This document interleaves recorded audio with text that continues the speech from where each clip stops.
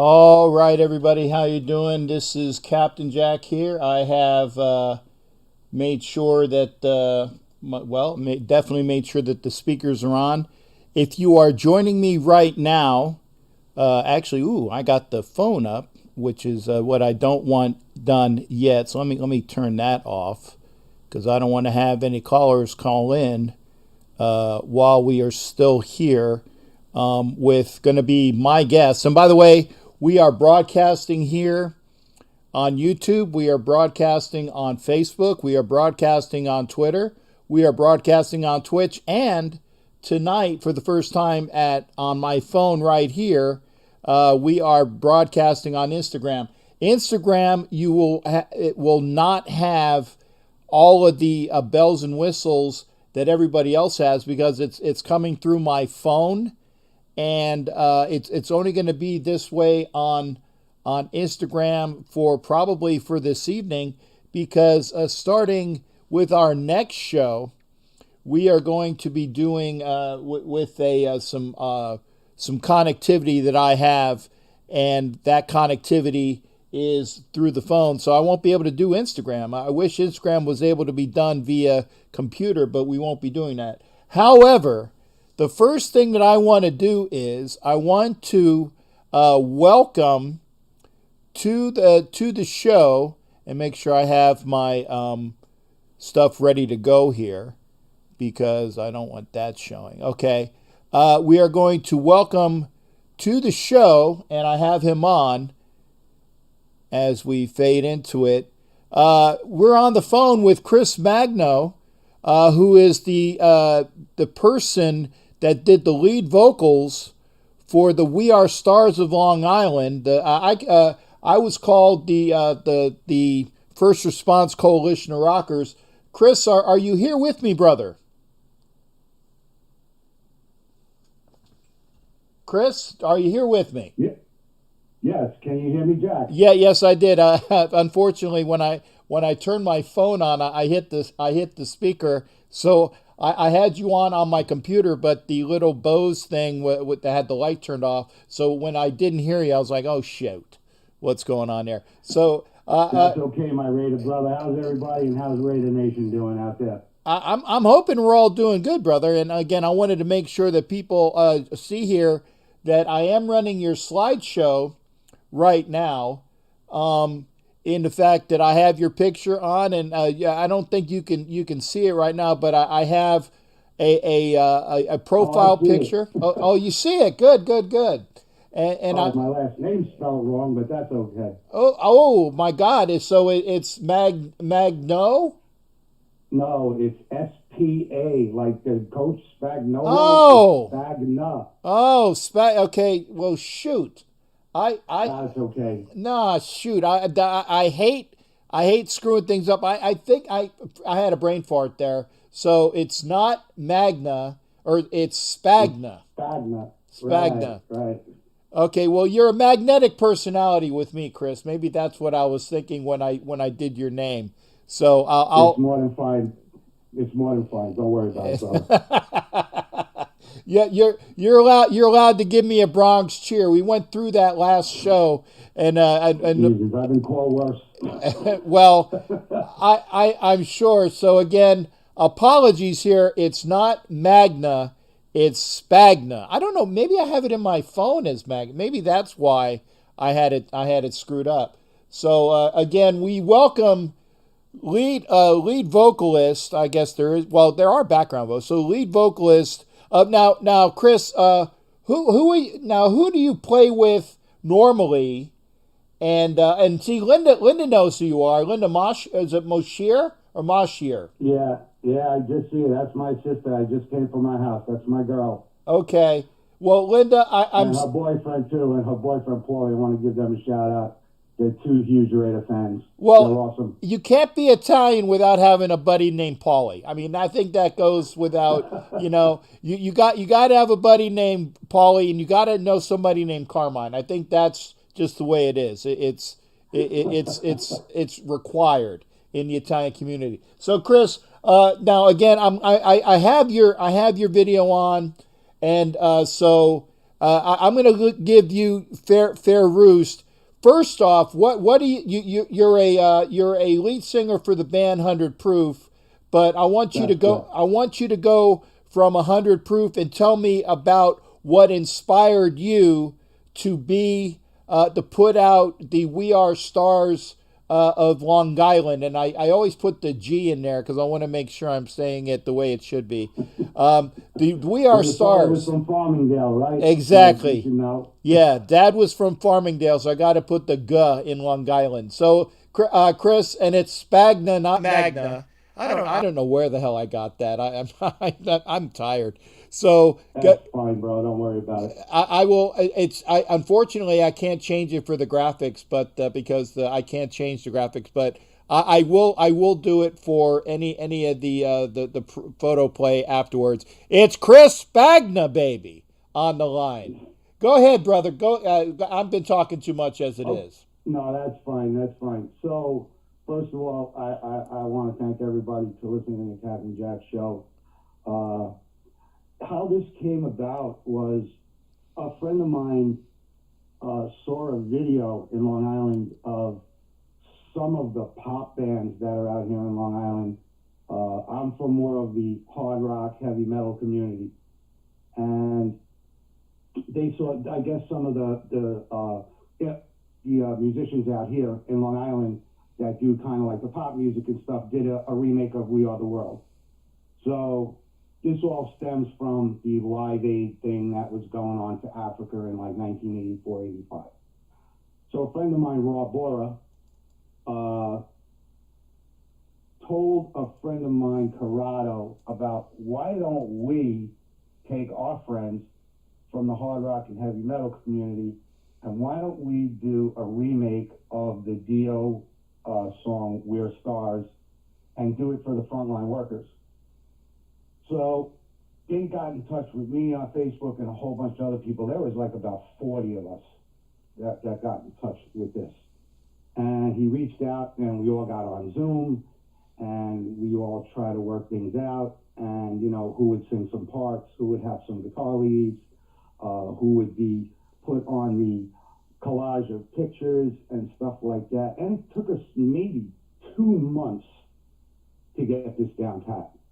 But this was very important to us because, like I said, if you see the picture of my band on the screen, you see a female guitarist.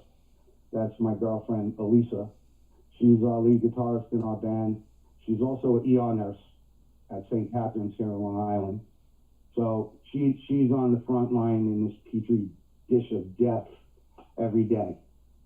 And it was really important to us because if you do look up the video, which is called We're Stars, Long Island 2020, a dedication to our front line. It's not hard to find because it looks like a picture of Long Island and half of the picture looks like a guitar and the rest is Long Island. And it was really important to us because there's a lot of people that we know that are frontline workers, nurses, doctors, railroad workers. You know, my friend Paulie works for the power company. You know, he works for PSE&G. You know, he's out there too. People that work in the supermarkets. It just really hit home for us, and we really wanted to do something, you know, for the frontline workers because, like I said before, most of them are, everybody you basically see in that video is either family or friend, and you just can't ignore the fact that these people are doing so much to keep us alive and keep things going, and while you sit in your house and, you know, worry about what's going on outside, they're out there doing it every single day, every day. And it touches home for me a little bit more because, you know, Lisa works in the ER and she worries about coming home to me and, you know, I got to worry about going home and maybe giving something to my boyfriend or our son's home from college right now, or, you know, we had to let him go to his father's for a little while because we didn't know. In the beginning, people didn't have enough, you know, PEPs and stuff like that. It was, to get past that, we said, let's do something for them, a small token of our appreciation. So 40 of us got together. Unfortunately, Elisa, who's in the music scene, wasn't able to get on the video. There is a picture of her in her medical garb, so to speak. And you know what? It took a lot of work. There are maybe one or two slight glitches in the video because we were all still practicing, social distance, trying to get our tracks down, trying to get the vocals down, people doing it at home, people going to the studio. And, Corrado and Pete Pizzo are the two guys. Pete has his own studio. And a friend of mine, Mick James, who I religiously go to Beneath the Sun, his studio, to practice when our band's going to practice before a gig. They just did such a tremendous job. They did a tremendous job with putting it all together, getting all the pictures together. There were people that knew people from the newspaper. We got a shout out from Eddie Trunk, who's a hard rock heavy metal DJ who's syndicated all over the country. He's based here in New York, but he also gave us a shout out, which was very, very cool. I can't say enough for what these people do every day. I mean, people come home after being around all that stuff all day long, and I would have to see my girlfriend had to try to decompress the day after, and she just wouldn't be herself. She was just so wrung out, so to speak. You're on laser focus the whole time, trying not to catch anything, trying to help these people. And they're out there every day, these nurses and doctors and train workers. And my friend delivers bread. He's out there too, going into these supermarkets. Everybody used to shit on the supermarket workers. Well, you know what? They were one of the most important stores in this time right now. Most important stores, and they were out there too, like everybody else. Yeah, so, you can't get fed if the places are not stocked up. And so again, you don't normally think of them like you said. You think of the fire and police and the medical professionals, especially the medical professionals in a pandemic. But I tell you, the people that are delivering the food that we need to survive. I mean, you can't shut everything down, and then you would have people rioting in order to keep fed. And by the way, I am not going to have a political show tonight. I know what's going on in the country. I am not going to touch upon that because we are steering clear of that. But going back to the riot analogy, people would be rioting if they couldn't go to the store and get the food and sustenance. So it would be probably a civil war in that respect. So you got to thank everybody who contributes to making sure that all of the families in the United States are fed, that are, if they go to the hospital, that they are treated. And like you were said, and I know I can empathize with your girlfriend, being that she is a nurse. I mean, I know that the next time Perry, Popeye's in the house, and you don't have to go. Popeye likes to. He's saying peace out, but and it's good seeing you, Popeye. But again, getting back to it, the professionals in the medical field, we couldn't stay alive without them. So the fact that you reached out and did the song as a tribute, and again, it is a bummer, because your girlfriend, who is that medical professional, and by the way, if you look at the pictures of the young lady on guitar in the front, where I guess it's right above where it says Wanda Watson, I'm thinking that is your girlfriend Elisa, you said? That's that picture of the band, and there's a big R in the background. That's the Club Revolution that Lou playing in, and that's her on the right of that picture. That's her. She's our lead guitarist. Yeah. She's very badass. She's badass. Telling you now. She really is. Well, she's an awesome human being. Well, she's badass in multiple respects. The fact that she can play lead guitar, being a badass lead guitarist, and then being a wonderful badass nurse, keeping people alive. Yeah. Now, she never thought. She's been doing this 28 years, and she never thought I don't think anybody in our generation thought that this was going to fall into everybody's lap. You know, this is just a shock for everybody. I mean, you know, I just imagine you're doing this 28 years. It's bad enough you're trying to, you know, save yourself from catching something for the last 28 years. I'm just talking about average, everyday stuff. Now something like this comes in. It's like walking into a war zone with a gun and no bullets. You're fighting an invisible enemy, you know, poor people, you're taking care of people. You're trying so hard to keep these people alive, and some people are walking away, and a lot of them didn't. And that could be a very, very hard thing to deal with, you know, emotionally even, you know, after the day is over, you know. Well, and I wanted to say, get into this as well, is that first off, if you want to first, you got to watch the video. So make sure you go to YouTube, Chris. Go, and by the way, I corrected your name on the graph on the bottom line graph. The picture I can't do anything about because that's a hard picture, and I'd have to go through and redo it on the fly here. And trust me, it'd be a pain in the ass. But I do have your name. I have it SPAGNA, correct? There you go. There you go. Yeah. I did correct that because that's a graphic that I can do while I'm here. Again, apologies for having it incorrect in the pic. But and Linda says your lady can shred, and I'm sure she can. In fact, what I am going to do is eventually you're going to hear this lady shred because I've asked Chris to see if he can do something positive for all of the folks here. And again, Chris, first off, again, make sure that you go and find the song. Where exactly on YouTube is this song? And I want to get the title correct. Okay. You go on YouTube and you punch in We're Stars, Long Island, 2020.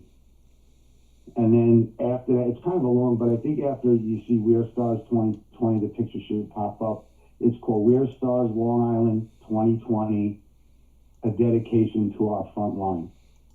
Okay. I'm going to actually, while we're waiting here, I'm going to... And you'll see it because it's like kind of blue, and it looks like it's stars inside the letters. And on top, it looks like half a guitar, and the rest of it looks like, the neck of the guitar looks like Long Island. Right.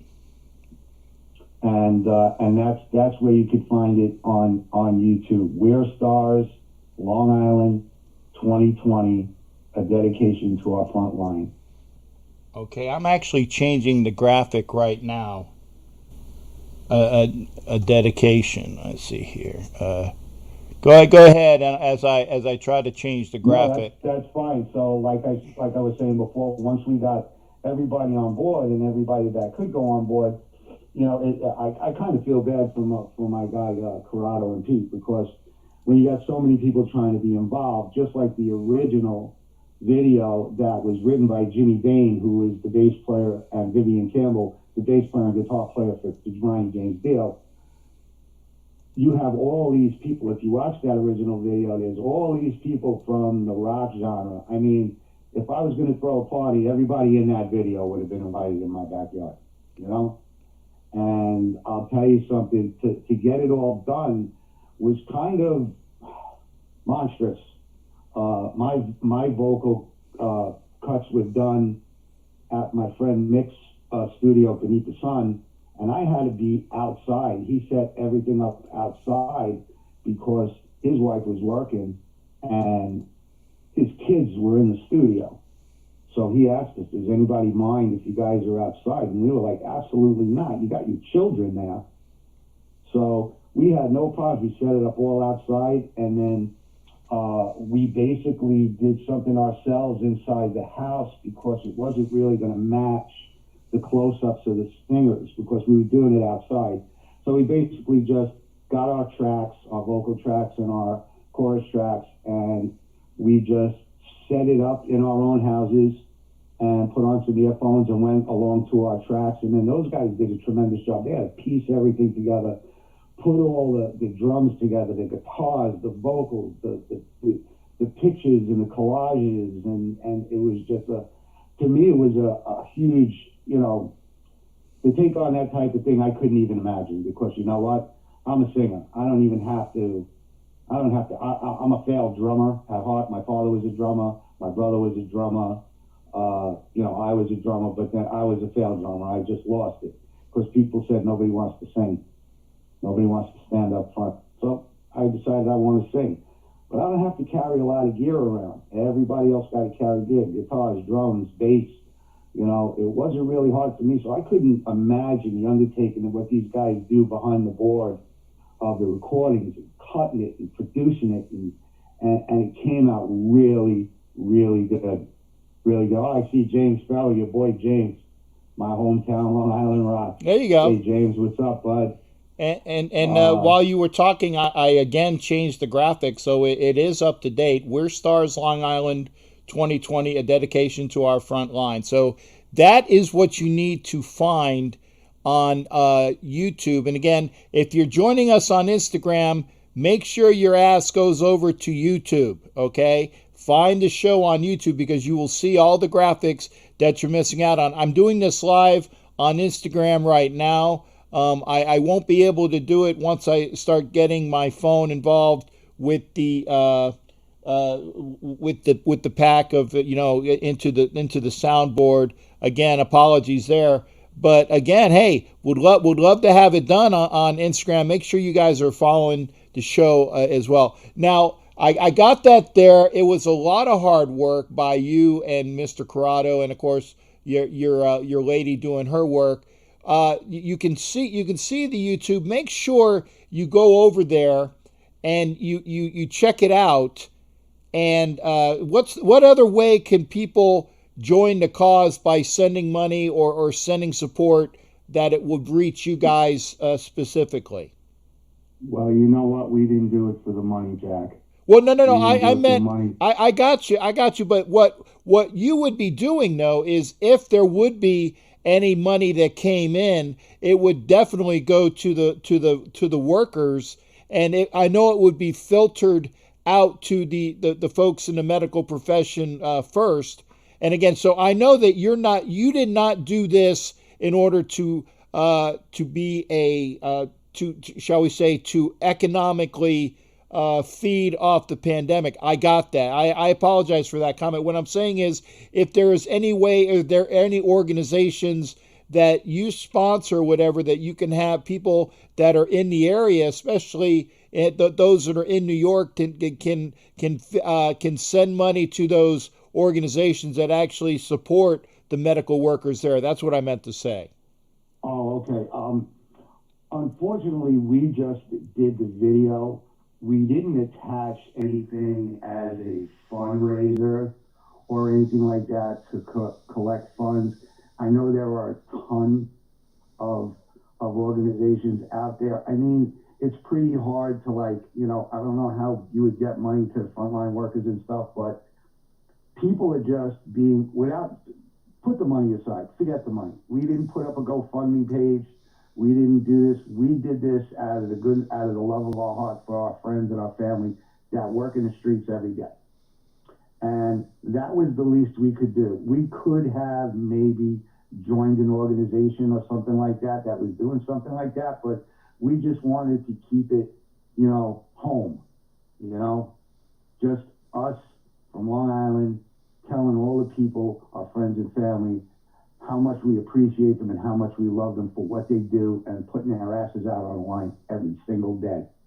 That's the power workers like my friend Paulie, my girlfriend that's a nurse, my friend that's a train worker, my friend that delivers bread, a couple of people that work in the supermarkets. We didn't get into that aspect too much. We just wanted the recognition that people should know that, Long Island got hit pretty hard.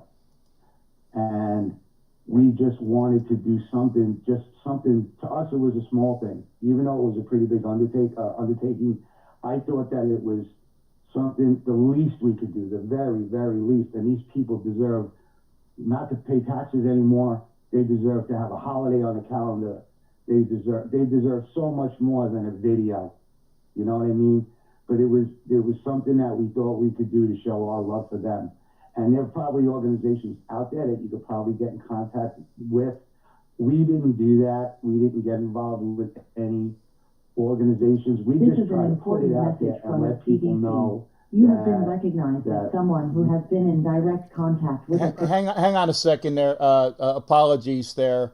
Um, that's okay. Chris, I was looking at a message and it went to a fuking, as my friend Popeye would say. It would go to a message. I wanted to read his message, so now I got you back on, brother. No, that's fine.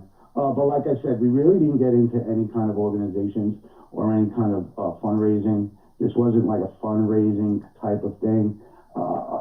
And I'll tell you something, when things happen out here, some of my friends, I got girls that are lead singers in bands, and the drummer in Elisa's Lady Sabbath band, she's a breast cancer survivor. There's a girl that she was a lead singer for a band called Lay Your Hands on Me, that's a female Bon Jovi tribute band. This girl had breast cancer too, and you know what? When people say we're going to have a fundraiser, we all run. We all run to help. I had a friend of mine that had very, very bad surgery, and we knew that they were going to need help with the bills. And we went out there and we did whatever we could to get whatever money we could to help our friends. We're not, there are a lot of people think that musicians are a bunch of, head cases and egomaniacs. And it's not the truth. It's not the truth. There are a few, but most of us are just hardworking stiffs. Our time in the sun is over. Let's be real about this. I'm 50-something years old. Most of my friends are 30, 40, some of them in their 50s. Our claim to fame in the sun has passed. But we do this because we love it and we just like to have fun. And, if we could help, we help. Anybody, like I said, my band, 100 Proof, was asked to help out upstate Monticello last summer to do something for free for the veterans with PTSD. It was a biker run up in Monticello and a biker band bash. And we went up there, no problem. We paid for our own rooms, paid for our own food. All we did was go up there and play for an hour or so. And you know what? We felt great after we did it because you know what? There's nothing, more important than our frontline workers, our military. And thank you for your service, Jack. I know you're an ex-Navy man. Thank you for your service. And there are more important things than money. There's more important things than money sometimes, and it's just doing something from your heart that really means a lot. And that's why we did this thing for our frontline workers, because basically most of them, like I said, they're all friends and family. They all come to the shows. We all hang out together. Somebody might come to my show. I'll go see another band show. That's the way we are. We stick together. Yeah. And this was, like I said, the least we could do.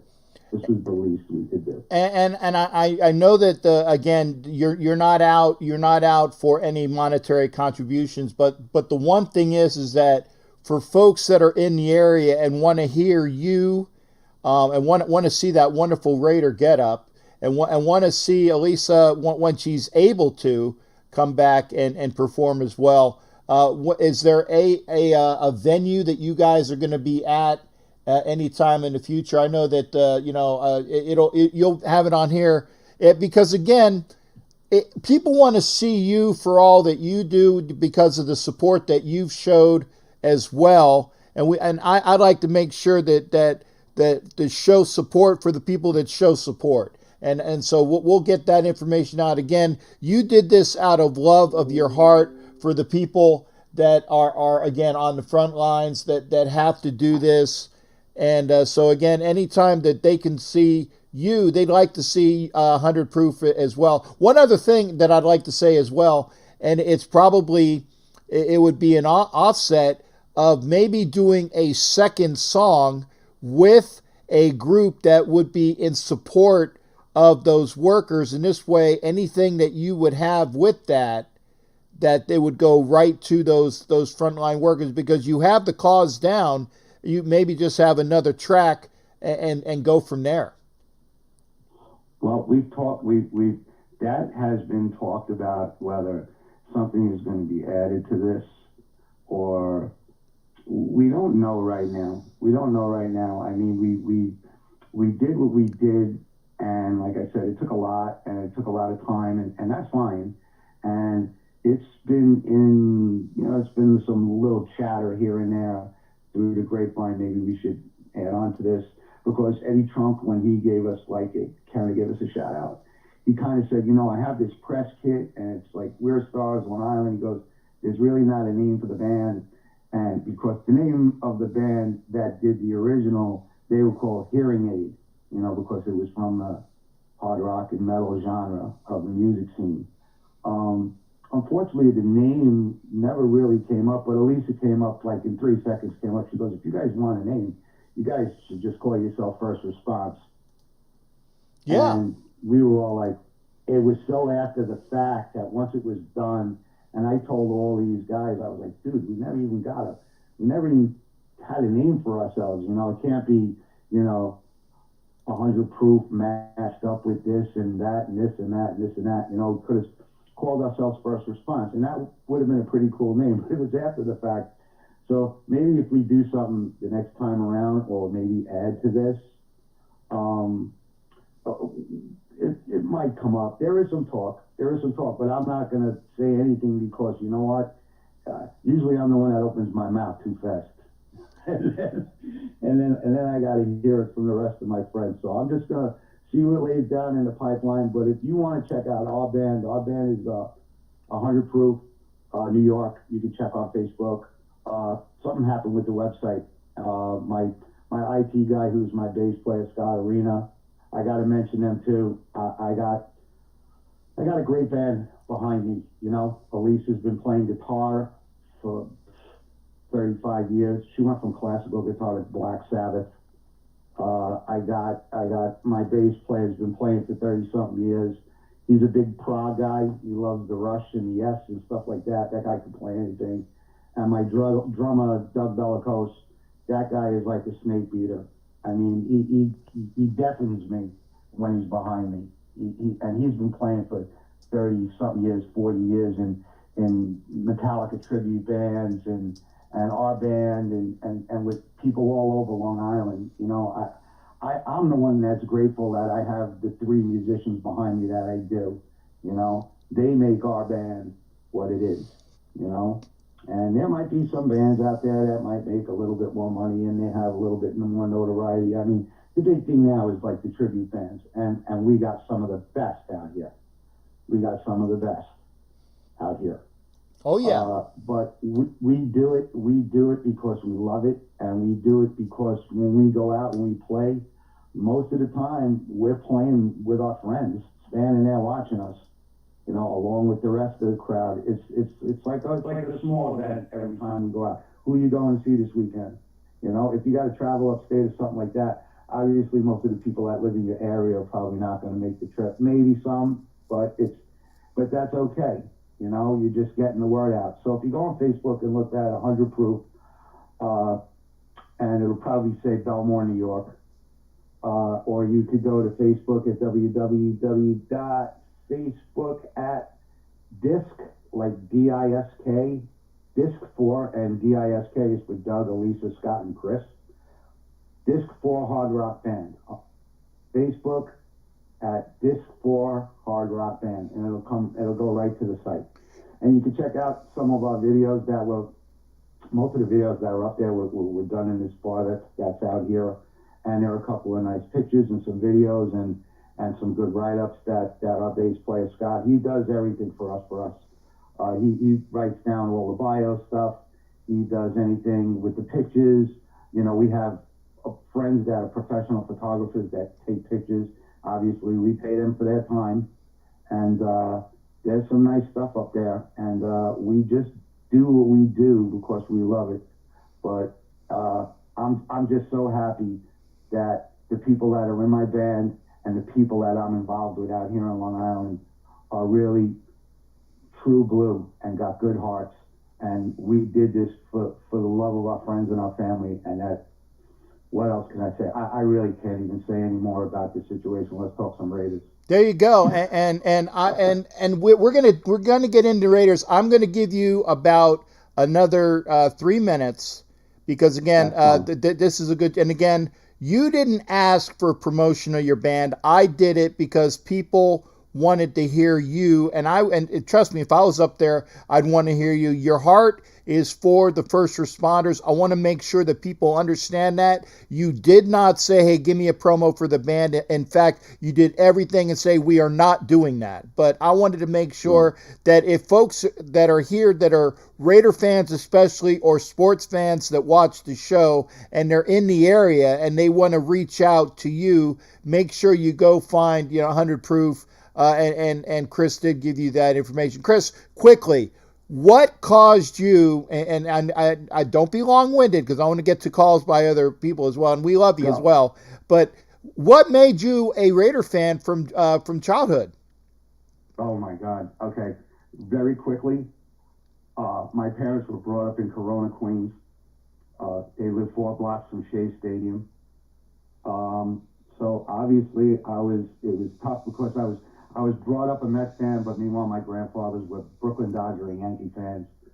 So obviously the Jets were there. I went to a couple of Jet games and I figured, okay, this is the Jets. I'll vote for them. Had to go to California with my mother to see my cousin. My cousin took me to my first Raider game in 1977. They were playing the Rams. They won 44-10 and put 2 guys in the hospital. And ever since then, I never turned back. That is inspiring. Put 2. No, great, man. 2 Raiders put 2 Rams in the. Do you know who the Rams were by any chance? Remember?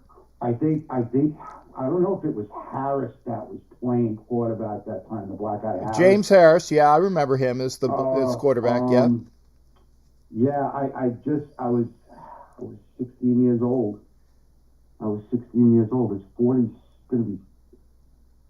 It was just a minute ago. 43 years now. Yeah, just a minute ago. I just remember they came out. They were coming out. She goes, "Come in, let's go watch a real team." And she took me, and I had a great time. And it was just like amazing, and the roar of the crowd, and these guys in black, and then they were hurting people. I mean, hurting people. It was just so exciting. It was great. The Dr. Death was back there with Tatum and Atkinson, and they were just wailing people out. And it was amazing. It was amazing. I never, ever turned back. Well, I've been a fan since 1977. There you go. And it's basically, you're like me, Chris, in the fact that you watched them, you saw how badass they were, how they just took it to the other people, and then you put the colors together with the logo and the fear and intimidation, and you're a Raider fan. You're hooked for life, and that's the way it should be. Absolutely. And like, we've had our bad times. We had to go through the Schrader years and Mark Wilson years, and I mean, but we're ascending. I definitely miss Al, though. Yeah, I miss Al. I know he made a lot of mistakes sometimes, but I miss Al. We're ascending. So, and again, hopefully, I will make a trip out to New York sometime soon. I'd love to see you. Again, I want to thank you, and all of the first responders want to thank you and your crew for all that you've done. And obviously, don't be a stranger to the show. And like I said, hopefully you and your band can do some shredding for me. Absolutely. I told you, I promised you we'd do that. We'd do a little something for you. I'll put a little something on tape for you. I can maybe send you some videos. And definitely, if you come up, we'll definitely make a point to hang out. Oh, we'll yeah. Definitely make a point to hang out. Oh, yeah. Like I said, I will be at places as soon as I can friggin' travel. Let's put it that way. Yeah, I know it's tough right now. I know it's tough. Yeah. And nobody knows what we're doing. The studios are closed. We don't know when we're going to gig. We gave up 3 gigs before this all happened. We had 3 gigs in the pipeline, and it just fell through. So we just all have to take our time, be patient. The main thing is everybody be safe. Everybody. There you go. Left side, right side. Because this disease doesn't discriminate. Watch yourselves out there, guys. Watch yourselves. Yeah, and we've had that talk. I will be getting some, shall we say, I'm going to do some attention early this week. So I know that we spoke off site as well. Chris, again, thank you for opening the show. It's been a pleasure, and from all of the first responders that hopefully will watch this, to appreciate that there are people out there that appreciate them. Thank you very much, Jeff, and thank you for having me on, and thank you, Raider Nation. And please check out the video. You know, the more hits we get, the more attention we get, and that's, like I said, the least we can do for all our first responders everywhere. There not just Long Island. There you go. We're Stars Long Island 2020, a dedication to our front line. Watch it on YouTube. And Chris, again, I know you'll be watching with was it Lisa, your friend that was out here as well? Oh, the one, oh, Linda? Linda. Yeah, Linda. Yeah. So I know that you guys will be watching. It's always a pleasure. Thank you very much, bud. Be safe. Okay, God bless. Bless you as well. Take care, brother. Okay, bye-bye. All right, that was Chris Spagna. And again, I have, as I do a transition here, let's do this. Okay, apologies here. There we go. I'm back on camera. Popeye, if you are here, and again, I was trying to do all of these things. It's hard to do and get things done as well. I apologize for that little video glitch that was in the middle of Chris talking. It was actually something that Popeye sent me. I'm glad I got rid of it when I did, because it was not cool. But I want to say that to all the people here that don't know Popeye, and he is. There was some people that were chatting in the. There you go, Linda. Okay, I'm sorry, I had a couple screens up. Popeye's great people, man. Trust me. Okay, but it's always appreciated. Like I said, don't what's to say? Don't go through people here, man. We're all here because we love the Raiders, or we love sports. I mean, Jared's in here because he likes the show. I appreciate that. Man, don't get on each other, please. We don't want to be seen as like a amateur hour. Like there are some people that are amateurs, and I won't go into it. Don't put it. There are some people that are amateurs. Let's not be like them. Let's be adult here. So I appreciate Chris Spagna. I apologize that I screwed up the name, the spelling in the picture, and his girl Lisa. I'm not sure. Popeye, I'm trying to do a bunch of different things at once. So if anybody said anything to Popeye, don't say anything to Popeye. Popeye is good people. Trust me. People that are not cool, I block. Popeye is not blocked. Again, this is the Captain Jack Ask You Don't Know Jack About Sports show. We're going to be going over to get some line and callers in. We'll transition here in just a little bit. So there we go. There, we got the big screen up. Also, if you are watching from Japan, if you're watching from Europe, I have my Skype up, so you can call via Skype. The Skype call is just that, Captain_Jack_Rackham. That is on Skype. And I'm going to get my regular phone number up. Most of you know it already. And we'll get it there. 813-699-0834. So I appreciated having Chris on. Again, we are coming to you live via OBS Studio to YouTube, to Facebook, to Twitter, to Twitch. We're also right here, if I'm pointing to you right now, and I'll say goodbye, I'll wave to the people here. If you are watching me on Instagram, you're watching the show, but you can't see the graphics. You can't hear very well the other people. Apologies there. But make sure you are coming over to watch the show on YouTube, okay? Go to YouTube and make sure you're calling in. It's good to see people. So let's see. Again, if you're here on YouTube, we're on Facebook, we are on Twitter, we are on Twitch, and we are on Instagram on this moto right here. But you can't see all the different things. You just see me, and I'm kind of like an ugly dude. Thank you there, Linda. Good to see you as well. Getting ready. Oh, there you go. We can actually talk sports because the one thing I do want to do is, and I didn't do it because I had Chris on the phone. Okay, and what I did want to do is go right into this. And again, normally I would do this first, but we did it. I wanted to make sure I had Chris done and squared away because he was already on the line.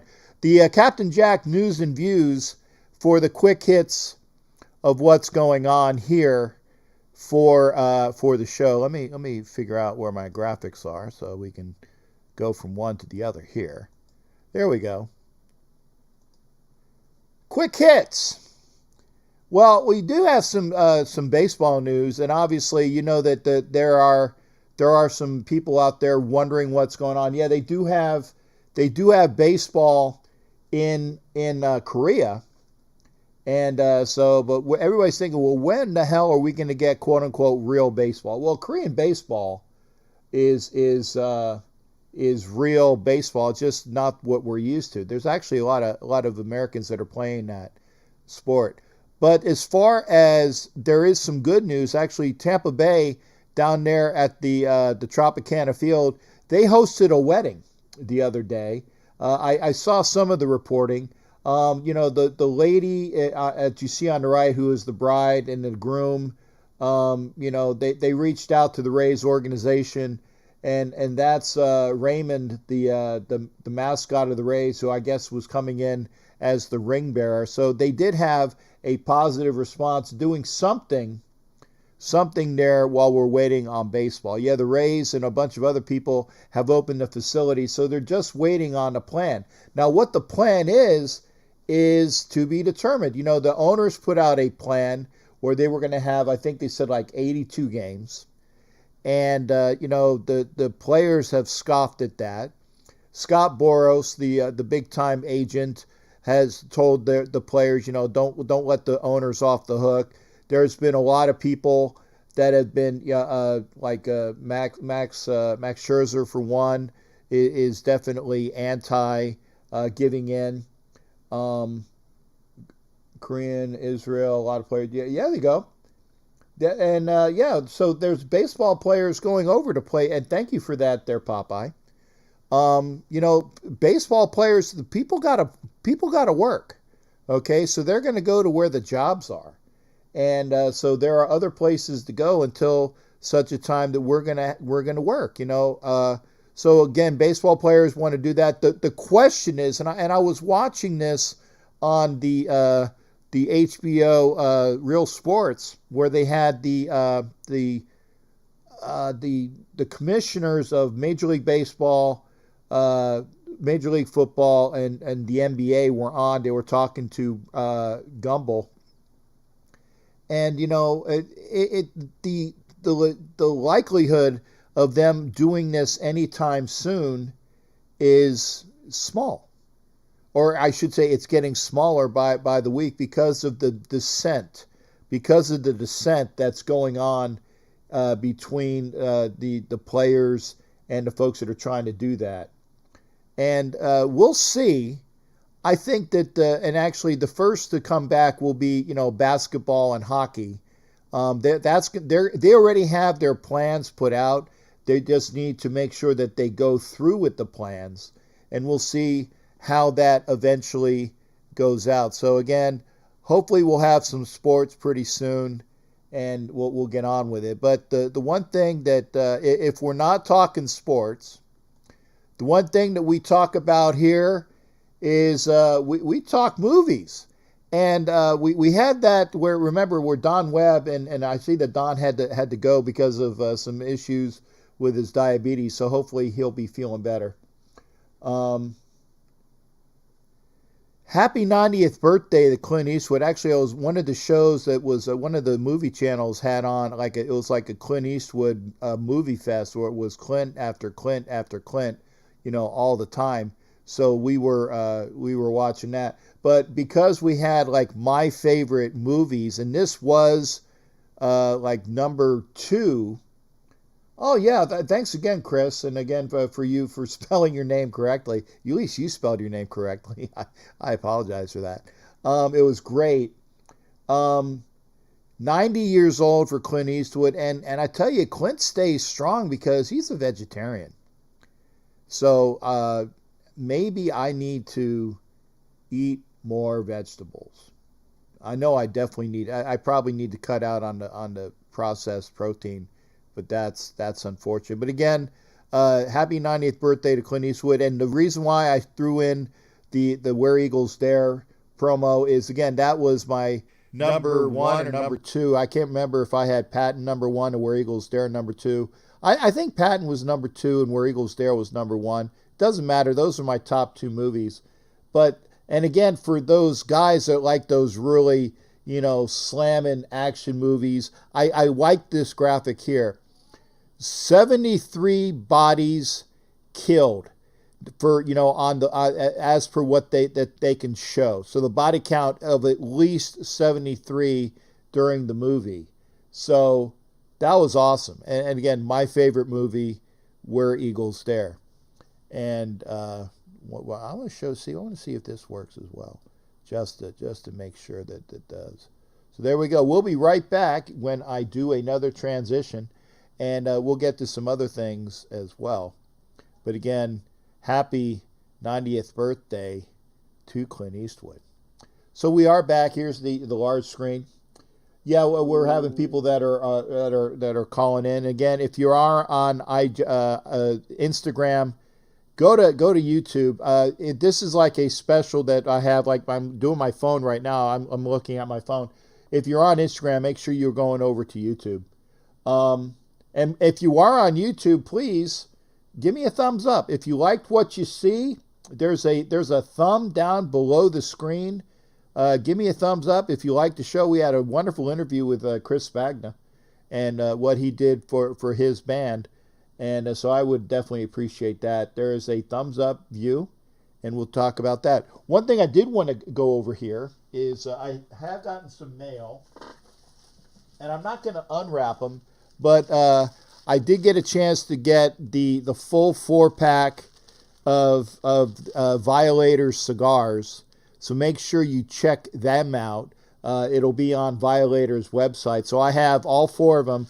They will. I will open these up where I will get them out of the wrap eventually. But I do have Violator cigar, all 4 of them, a 4-pack. So thank you to Wayne Mabry. No, he didn't send them to me for free. I paid for them. Okay, I did pay for them. But make sure you go over and if you're a cigar guy, make sure you go get some cigars from Wayne Mabry. And it's like moto/sports.com. That's his website.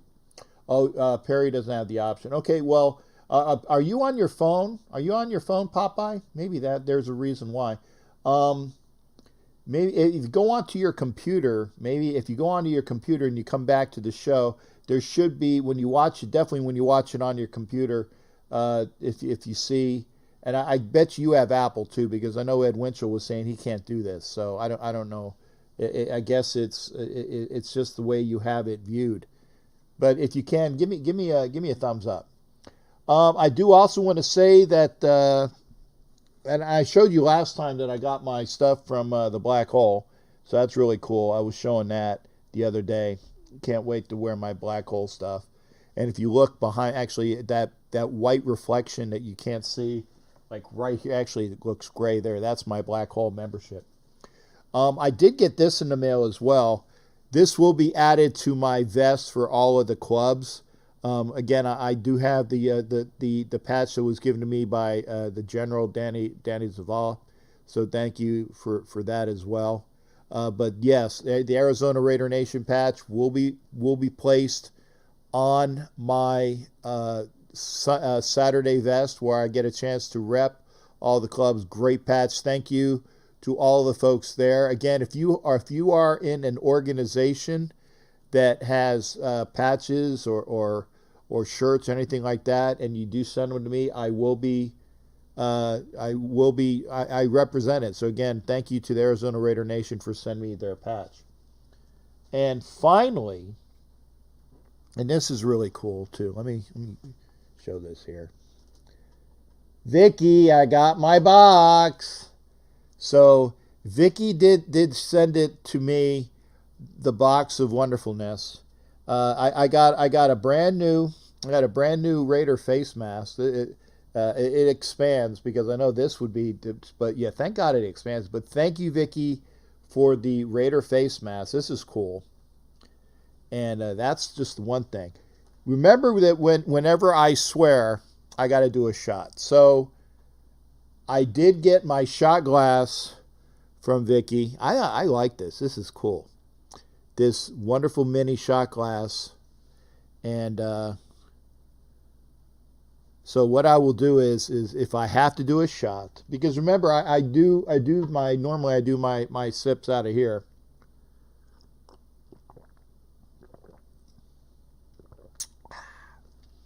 I didn't even swear.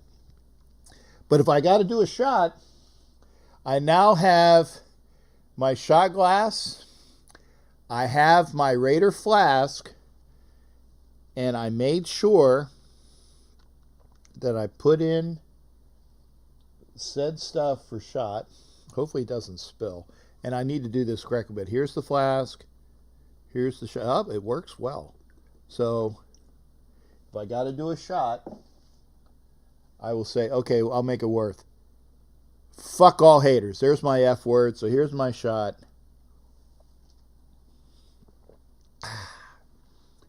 Good to go. So thank you there, Vicky. I love this. This will be right here available. I will have my flask available.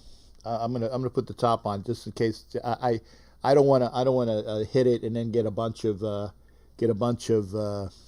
do you call it, things on the over on the computer. What's a computer? Yes, you got Apple. Okay, well, if you can, Popeye, great. And again, appreciate all that are here. We're on 4 platforms now. Now, again, and hopefully Homer will come in. Homer, I did get my podcast hotline kit, which means that when I get a chance to do the phone, because I'm on my phone, the phone is right here doing Instagram right now, that I'll have the availability. Now I'm trying to figure out why there's still that buzz, that little echo. I haven't been able to find it yet. And you are 6 shots behind, Wolf. Did I don't remember swearing though, Popeye. I don't remember swearing. I don't remember swearing. I just said F the haters. So if maybe you are 5 shots ahead of me, Popeye, but if I swore, I nobody called me on it. So in fact, we'll do this, okay? I'll take a big gulp out of here and catch up.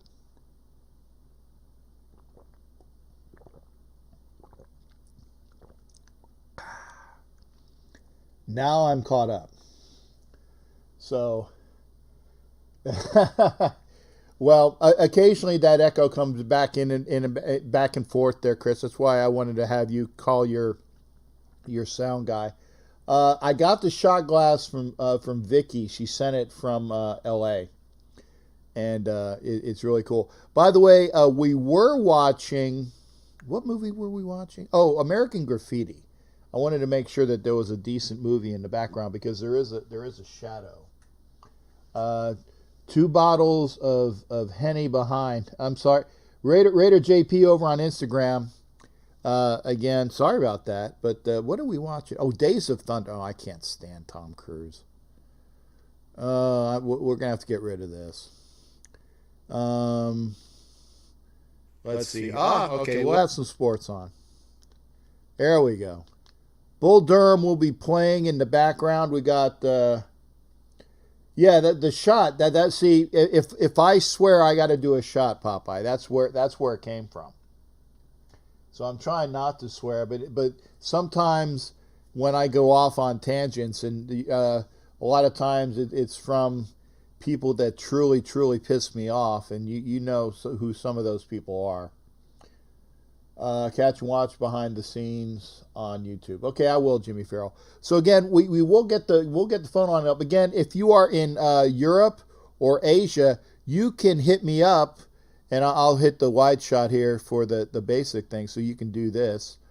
You can hit me up on the Skype at Captain_Jack_Rackham.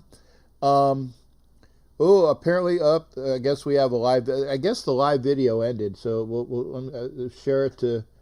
Whoa, I'm having some sound here. So I guess I can only do it. Okay, next. I'm doing the IGTV. It said I'll do. Let me do this real quick. Watch on YouTube channel.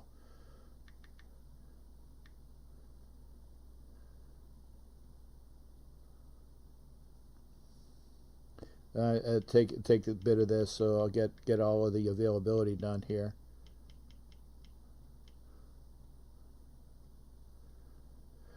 Might as well. I'm going to, there we go, post it there, title, and I'll do live feed. There we go. Yeah, live Fred. No, it's not a Fred. Live feed. There we go. So we're updating it to IGTV, and in fact, well, I'll probably try to do it again. We'll do another live. So yeah, we'll go live. I guess that maybe it was because it's only on for an hour or so. That's probably it. Anyway, yeah, that's what it was. Wolfman Jack, how? It was funny, yeah, because we were just watching. Was it American Graffiti? Great show. Wolfman Jack show with your host. And a shot from across the bow from Jared. Again, line is open 813-699-0834. We are watching in the actually it depends on what camera view we have. Let me change the camera view here. So we do that. Nope, that's the wrong thing. Damn it. Nope. Let's do this. That's why. Yeah. If you have the camera view, no, that's the wrong camera view. I don't know why. Let's see here. It should be that. Ah, okay. There we go. The picture behind me, that is Bull Durham. He's fingering the phone. Gotta love Popeye. Yeah, I was fingering my phone. Yes, I did. I got my shot glass, Becky, so that was fantastic. I had a close-up of that. So, again, line is open, 813-699-0834. Popeye said I was a couple shots behind. I took him from the big mug, but I did have one shot, a ceremonial shot from the shot glass, from the Raider flask. So anytime I do need to do a shot, an official shot, it'll come from here, the flask into the glass. We're good to go. Again, if you like what you see, he needs to put alcohol in the shot glass. Yeah, of course. Of course, Mike. Of course. And again, Grand Marnier. If I'm gonna do alcohol, it's gonna be Grand Marnier. You know that. If you like what you see, if you like what you heard, give me a heads up, give me a thumbs up here. We again with Chris Bagna coming on. We have some callers hopefully calling in. Line is open. We've had the show for about an hour. I do want to make sure that you also remember that Wednesday we're going to be joined by Bob Grant of the Retired NFL Football Players Congress. He will be on Wednesday. Yeah, we did. Whoa, that's hell loud. There we go.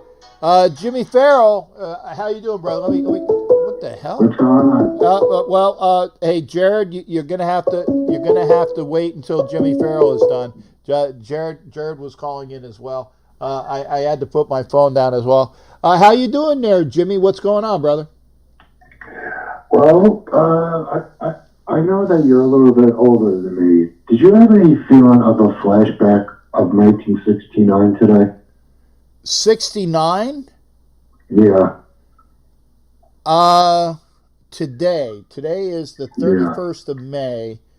May 31st, 69. Enlighten me. Why would I have a 69 flashback? well, I woke up this morning and I put on the TV and I see these two astronauts going to the space station. I see, all the riots going on. I don't know, it just reminded me of like the astronauts going on the moon, the Vietnam War, us fighting in Afghanistan. I don't know, it just felt like, I don't know, it's 1969 all over again. Yeah. Right? I get where you're coming from, but I don't know whether you were here earlier. I said Mm. I'm not gonna discuss the issue, the political Yeah. issues that is a powder keg. A powder Yeah. keg, okay? I will say this, and I'm gonna say this once, and I'm gonna get off the subject, okay? It's a two-parter. Right. It's a two-parter. I'll say this, two-parter. First part, the cop that had all of these issues against him Mm. was 100 million% wrong. He shouldn't have been working, and his fellow cops should be prosecuted to the fullest They did extent. nothing. Well, wait a They second. did nothing, and the cop got 10 violations before that. Okay, yeah. And again, that's part one, okay? Part two, the riots that are going on right now, I'm against them as well, because you're all you are doing is looting and having violence and Yeah. putting fires and all of the things that are going on. It is Right. not a positive response. Even people No. that knew the gentleman said this is not the way to respond. Okay, this is not the way to. I remember 69, Mike. I remember 69. I remember 69 because I was in Puerto Rico in 1969. Okay, so I do remember 69. So again, I got you. So that's all I'm going to say about that. I had a feeling that's where you were going with that, but I didn't want to delve into it. It was just weird that, I wake up, I put on the TV, and these astronauts are, it's supposed to be a private flight, the first time we took off on American soil in a decade, Yeah. My issue is, how are they going to get back home? Well, the They spaceship. use that ship? Yeah, a space that is a returnable spacecraft, and that is the guy, Elon Musk, and all of his people there. Okay, Elon Musk has made it where it's it goes up and it comes back down, so it's a returnable spacecraft.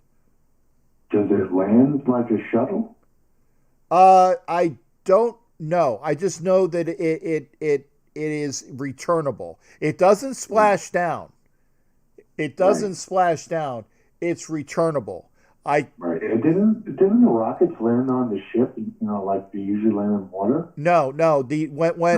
Well, they didn't land on the ship. They would splash down in the ocean, and then it would take a helicopter crew from the HSL Navy HSL departments. They would pick up the astronauts. The first, obviously, each program had one, then two, then three. You had what was it? The first ones were the Right Stuff guys. That was Gemini. Or no, that Gemini were two. What do you call it? The first one. I can't remember what the hell the first ones were. But Gemini were two for the twins, and then the Apollo series were three. So you Mercury, there you go. Mercury was one. Gemini were two, and then the Apollo series were three.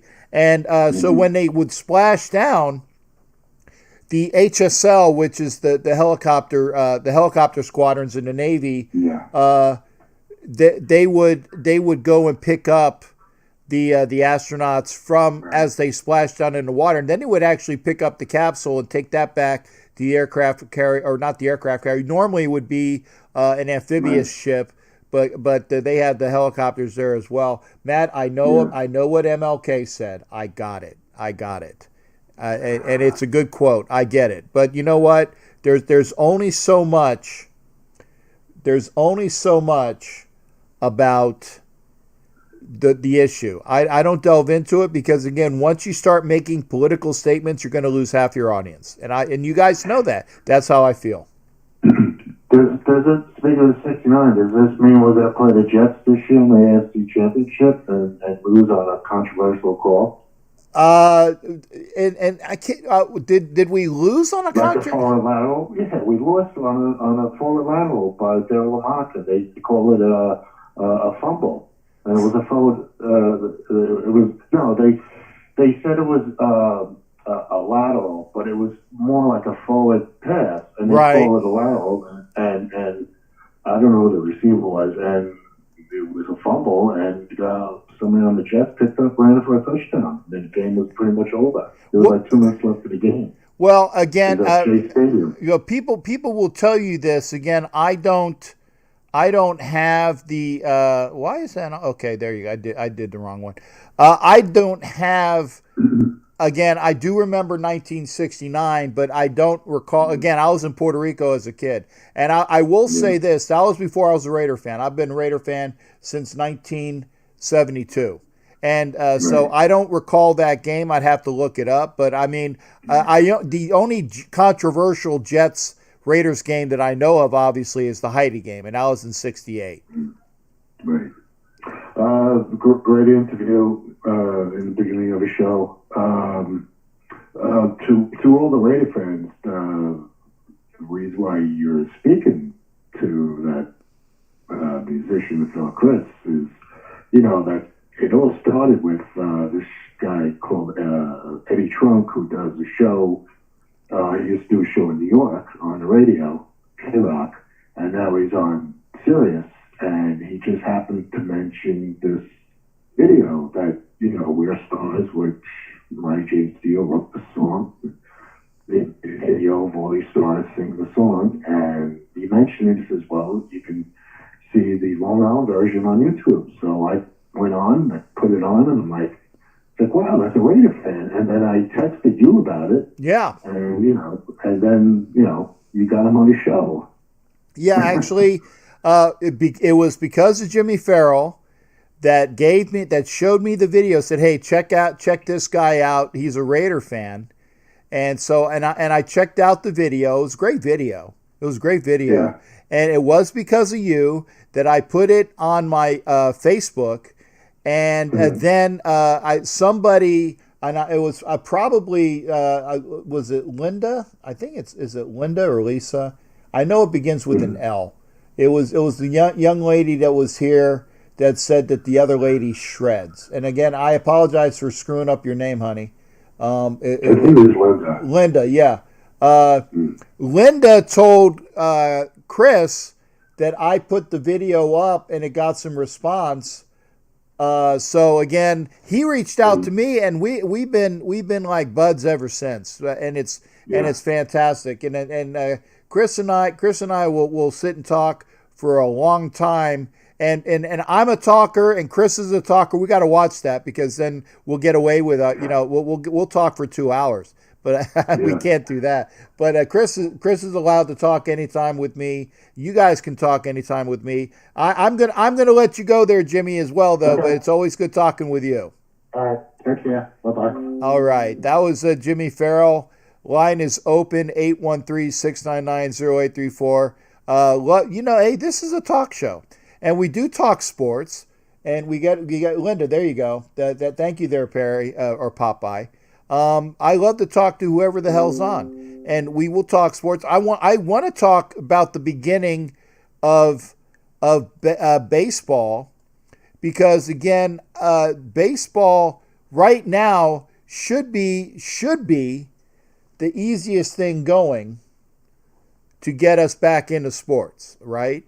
Hockey and basketball are going to finish their seasons. And by the way, if you are watching on Instagram, thank you.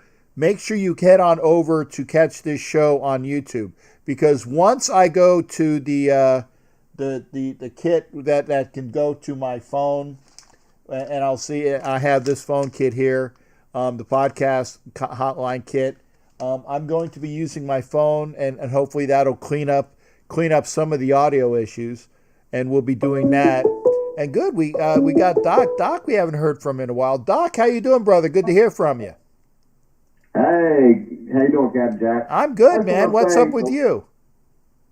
I'm doing great. I just want to say for the last few shows, you've really been hitting it really hard. And I really like the Robinson show, really love the Violator show, and I just want to give you props. You did a great job, brother. I apologize, Doc. I don't know. I got a phantom caller, so it's if you're calling, stop calling. I got Doc on the line, and it's just I don't know what happens. Occasionally I get that, and I can't hear or see that other caller. I just see you. Please stop. Please stop. Thank you. I don't know. I mean, and I'm looking at my screen. I got you, but there's nobody else there. So again, I apologize. So go ahead, Doc. You were talking about the shows I've had recently.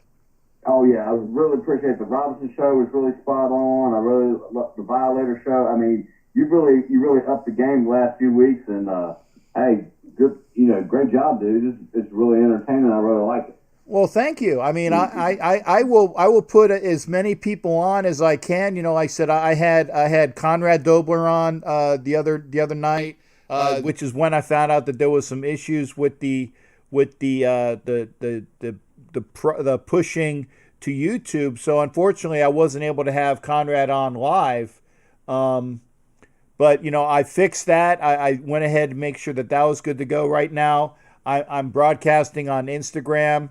Because, again, I'd like for the Instagram folks to have the shows are going to be here. Again, we had Jerry Robinson, we had Violator, we had Conrad Dobler. We're going to have Bob Grant on Wednesday. Make sure you check that one out because definitely great guy and a really good cause. And I will be wearing the shirt that the NFL players. I want to get this right. Retired NFL Players Congress. That's in there somewhere. I know there's Congress. I know there's retired NFL players. I think that's the thing. But listen to the Bob Grant interview.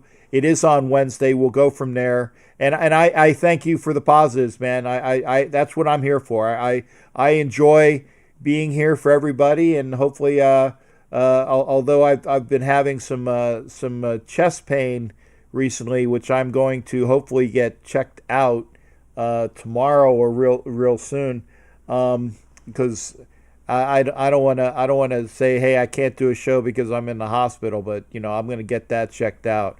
But definitely take care of yourself, brother. We want you around for the long haul. I'm trying, man. I'm trying. I definitely, and it's not like it's a heart attack. It's just I can feel the twinges, and it's because I know about such things, and I am very hypersensitive that whenever I have and I don't know if it's the muscle strain or if it's the actual the strain on the heart, I wanna go and get an EKG just to be sure.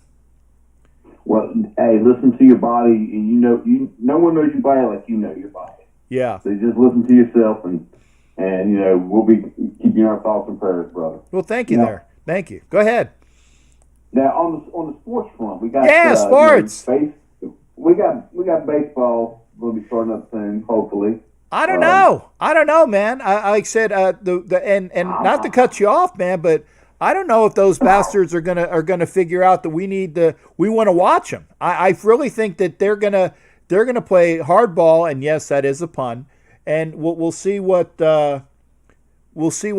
I'm not sure if baseball is going to come back anytime soon. I think obviously that with the hockey and the basketball, and basketball, it's looking to. I had a graphic, but I said screw it. I'm not going to put it up. I'd rather give double shrift to Clint Eastwood turning 90. Basketball is looking to possibly come back where the teams are going to play down in Orlando, which is cool. No fans though, which sucks. I mean, they're right. I can watch every game, but I can't watch any game because they don't have any fans. But they're supposed to be going to Orlando allegedly, and they'll go from there first, and we'll see what happens. But it's one of those things where I'm not sure. I'm not sure what we're going to see and when we're going to see it.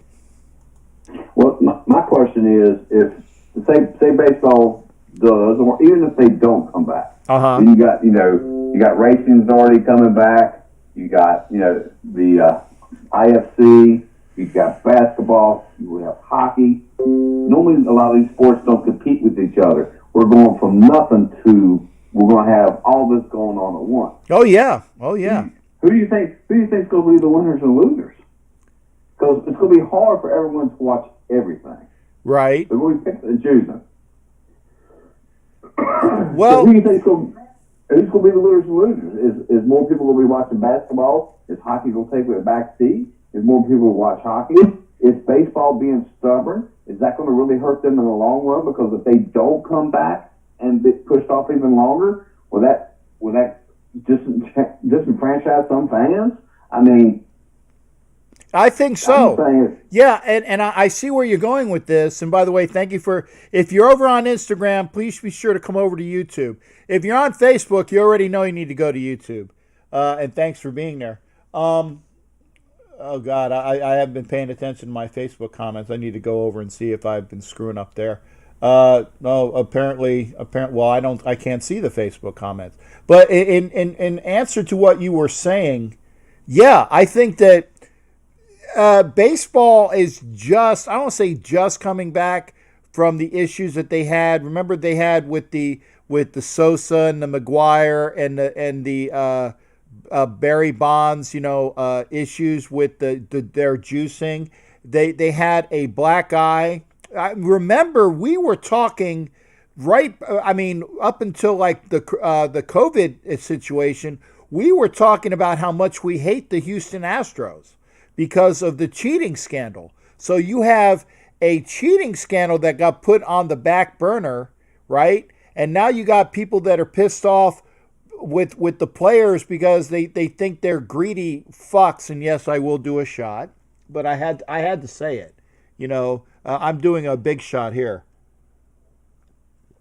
They think that the baseball players are greedy Fs because of what Scott Boras is saying, because of what Matt Snell was saying, because of a bunch of other people are saying. They're pissing people off.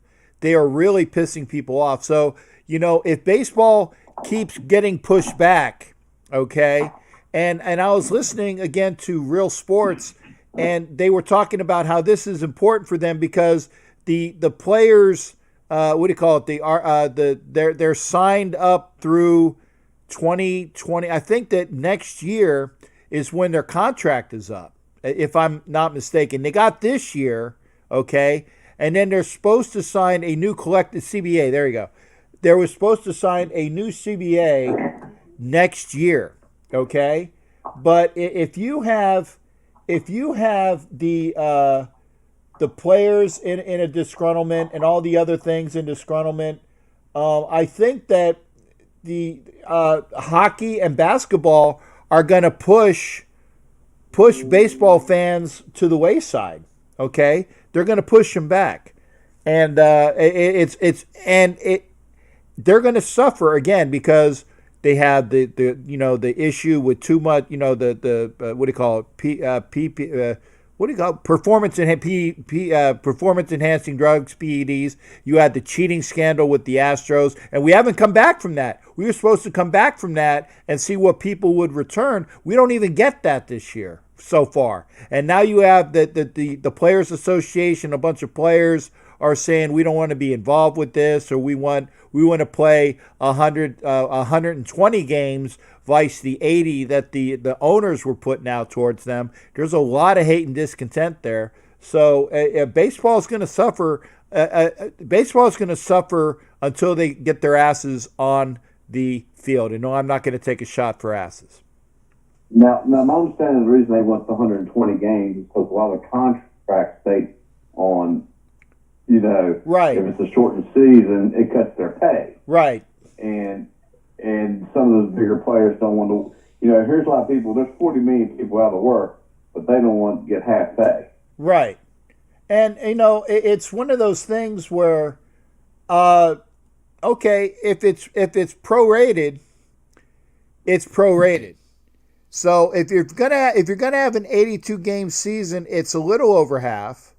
But you're gonna, if you're going at, well, we want a 120 game season at a prorated rate, then maybe what you do is you figure out, okay, you want 120, they were gonna have 80.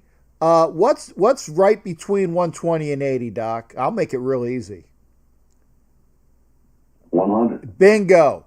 Have a 100 game season prorated. Then this way you figure it out, okay? And that's called compromise. It's called compromise. The owners wanted 82 and the players wanted 120. There you go. Make it a 100 game season, figure out the schedule and go from there. And get your butts on the field. To squeeze in that 100 games, they're going to realize there's going to be a lot of double headers. Yeah. I mean, there's going to have to, the reason, the whole reason was the 82 because they didn't want to try to, one, whether they believe it or not, they were trying to cut down, hey, a lot of injuries can happen if you get a bunch of double headers back to back to back to back. Right. That could be a lot of strain on certain players, on pitching arms, and whole 9 yards. How you strategize your pitching staff when you got a couple of double headers coming up compared to a rather stretch out season of a normal rate is totally different. Right.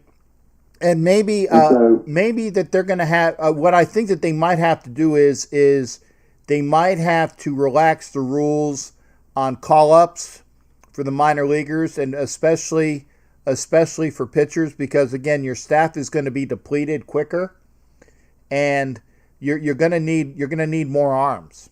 So maybe that will be a compromise that the players will definitely like. But it remains to be seen. It remains to be seen. I'm looking to see what is going to ultimately happen.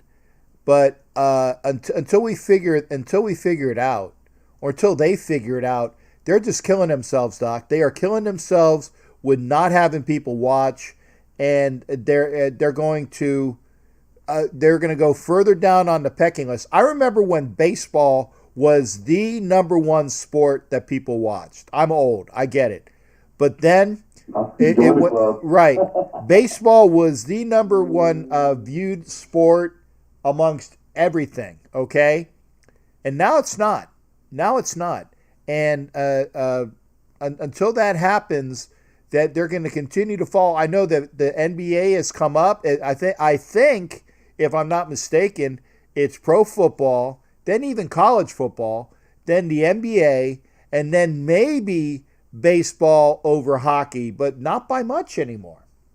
I think baseball started to decline, in my personal opinion, and I know people will argue with me, was when Bob Horner got that first contract, and he was not deserving of the contract he got. Yeah. He was the first $1 million ball player. Right. And after then, it just seemed like it became more of a money grab. And I think that just hurt the sport. That's just my opinion. Right. I ain't saying that we're a lot of money. I'm just saying how much is too much. Yeah, and again, if you want to go way back, the start of the depletion for baseball was Curt Flood in like '68, with the start of free agency, when Curt Flood was pushed that he wanted to become a free agent, and I think that was, and maybe I'm wrong, but I think that was '68 or '69. Okay, when he started his his issues with the Players Association, that he wanted to have the availability to play for the team that he wanted to. And I'm sure you'll look it up when I'm done, but I think it was 68, 69. Okay, that was really the start of the decimation of baseball of today, because now you have all these free agents, and then you have the higher contracts. So you put one and one together again. Yeah, Bob Horner being the first $1 million player. I remember that. And the reason why he was $1 million player was why? Because Ted Turner had the network and Ted Turner had the money. If Ted Turner didn't have the money, it wouldn't have been Bob Horner. But it would have been somebody. Somebody eventually would have paid. And just of all players, Bob Horner. I mean, come on. That shouldn't be the first $1 million player of all time. I mean, there's a lot better players during that generation that Bob Horner, was not nowhere near as good as, in my personal opinion. Yeah, I mean, he was aight. He's aight, but he got a lot of his star power because TBS, that was America's team. And then WGN did the same thing where they were pushing Cubs games, and then later with the White Sox, because even they said, hey, we got a product. When the White Sox, I remember when the White Sox even went to WGN, and WGN was Cubs all the time. And then you even had the White Sox coming over on WGN because they had a product. The super stations pushing that product was what caused a lot of the issues that we had today. Yeah, I'd have to agree with that. Yeah. But the only thing I liked about the Superstation was that my team would end up playing them, and that would give me more opportunities to actually see them on TV. Yeah. Because I didn't, other than getting a chance to drive to Cincinnati from Virginia, I'd have to wait till, hey, they're on WGN, I can watch them play the Cubs. There you go. And then if they went from Chicago to Atlanta, you could actually watch them like for a whole week straight. Yeah. Oh, yeah. And they would play Atlanta usually twice a year. That was showcased on TV. And so it gave me some more games that I could actually watch, because before the Superstations around here, you seen a lot of Yankee games. Yeah. A lot of Yankees were everywhere it was on NBC back in the day. Right. Well, because the what was it? The Yankee Network what's the Yankee Network called? I can't remember. It was before NESN, because the Red Sox got in from the Yankee Network. I can't remember. What is the hell the Yankee Network? Those guys were third. It was TBS, then GN, and then the Yankee Network, whose name is I'm mysteriously not thinking of, and then it was NESN. And I don't even remember, and I'm sure that maybe Ed Winchell will tell me. Did the Dodgers put out a product like that? Because I don't remember it. The Yes Network. Thank you there, Jimmy Farrell. I knew I'd get something from the New Yorkers in here. But they were third because they were way behind the power curve. I don't recall the Dodgers putting something out. Maybe I just haven't been watching it, or maybe it's because it's primarily West Coast.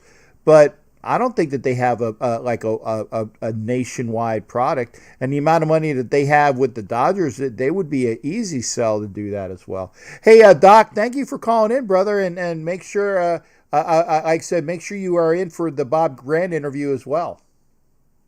I definitely will be there. I might not call in all the time, but I'm always listening there, buddy. Hey, you have a good night there. Hey, I appreciate the listens. I appreciate the views. It's always a pleasure, man. And it's always good hearing from you. All right. You have a good night there, buddy. Take care of yourself. All right. Thanks again, Doc. I will. Take care as well. That was Doc Burdett. Always good hearing from him. And so Doc will get on me. I gotta go to one of those. I think they called it like the Papa Docs. Or pop-up docs. I need to get an EKG. I'm hoping it's just my anginal stress. I'm just hoping that that's it. Line is open, 813-699-0834, 813-699-0834.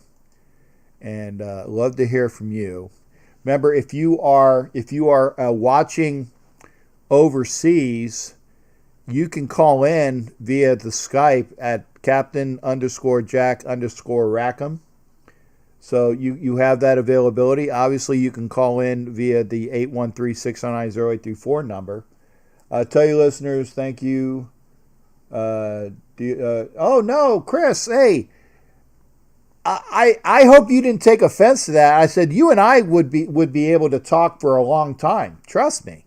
We could have done it. We could have done a whole 2 hours. We could have done a whole 2 hours. Why? Because you can talk and I can talk and we'd be doing this. And it would be a great show. But no, I mean, I didn't take offense. I hope anybody else. You had some good views. So no, you don't have to apologize for anything. If anything, I got to apologize for being long-winded. Okay, so the interview was entertaining. The interview was entertaining. See, Ed Winchell says that. Mike Sarah says that. Jimmy Farrell says that. You're awesome, brother. I mean, people don't want to hear from me all the time. Okay, that's why I have callers in. Now, when I do my podcast later on, and I will be doing that. By the way, anybody a web guru? I asked this on Facebook. I finally got off my ass, and I am addressing my website. I got a website. I haven't turned it on yet, because I'm not a web guru, okay? And I'm slowly putting the information on, and we'll turn it on live. It's gonna have obviously the YouTube stuff. It's gonna have my stuff with Homer. It'll be put on that side as well. And remember, by the way, if you're remember tomorrow night. The live show with Homer, that's on Mondays, so make sure you guys watch that. So it's a Monday Night Live with Homer. I think I'm in the on deck circle, and I think I'm in the on deck circle. I think just in case somebody doesn't show up, I gotta be ready, and I'm always ready. I'm always ready for Homer. Well, I mean. Unless I know that I can't be. But anytime I can be, I'm ready for Homer. So make sure you are there on YouTube. It's the Raider Homer channel, Monday Night Live. I will be there. You've got some great people as well. So again, I appreciate you all watching in. Again, appreciate the thumbs up. Again, if you are on Instagram, and I'm talking to you right now, Instagram, is make sure you go over to... Make sure you go over to YouTube. In fact, Instagram, you get a shot of my belly, because I gotta find a way to put. Maybe I'll even put this up. There you go. Maybe it's not all belly all the time. See if that's better. Yeah, but that's a lot of. You get a lot of top there. I'm sorry. Anyway, line is open, 813-699-0834. I'm sure we'll have a caller call in pretty soon. Skype, it's Captain_Jack_Rackham. I will get my website up hopefully soon. Things normal one. See, there you go. Jimmy Farrell, make sure you go to and Chris can do the comments here, but he had what is it, disc? If I remember right, it was disc, DISK. And then the number 4, and then something else. Ed Winchell, how you doing, brother? Good to hear from you. What's going on? Good evening, shipmate. How are you? You safe out there? Yeah, I'm safe. People ask me what the situation was locally. There's not a lot of hate and discontent here. They actually had, and this is something that I don't know if it made national news or not. but they had a gentleman that was identified as a terrorist that was picked up by the cops, and then like 1 or 2 days later, a young lady whose last name was the same went after an officer with a long knife outside of Temple Terrace Police Station, and she was shot and later killed. So that was newsworthy for the folks around here. You had a kid that was a terrorist sympathizer that was released from prison in Saudi Arabia, went over to the West Coast, and eventually found his way over here to the Tampa area. Was picked up by the FBI. Then 1 or 2 days later, a lady whose name was exactly the same, tribal.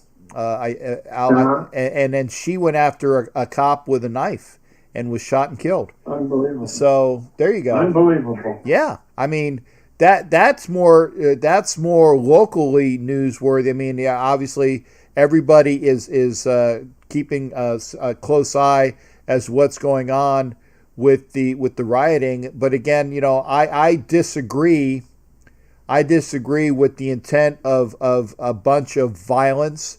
Martin Luther King was for nonviolence, people. Nonviolence, okay?